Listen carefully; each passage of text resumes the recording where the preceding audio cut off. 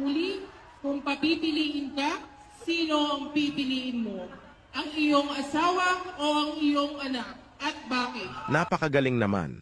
Nang pagkakasagot ng isang contestant na ito, talagang napasigaw lahat ng mga nanonood dahil napahanga sila sa magandang pagkaka-explain nito.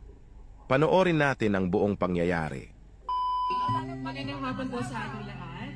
So para po sa akin, or technically, alam ko po na ang lahat ng nandirito, or karamihan ng nandirito, ang pipiliin nila ay ang kanilang mga anak. Tama po ba? Pero ako po'y hindi. Ang pipiliin ko po ay ang aking asawa. Bakit po? Bago po ako naging ina, ako po muna ay naging asawa.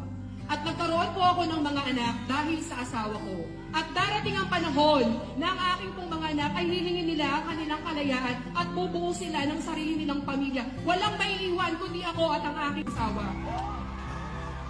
At sa punto kong iyon, mapapatunayan ko sa aking asawa na totoo lahat ang ipinangako ko sa altar nung kinasal kami. Dahil naniniwala po ako na ang pagiging ina o sa pagiging ina ko ay sapat na po ang pagmamahal, pag-aaruga at pagkalinga para po hindi na ako dumating sa punto na papiliin pa ako kung ang anak ko po ba o ang aking asawa.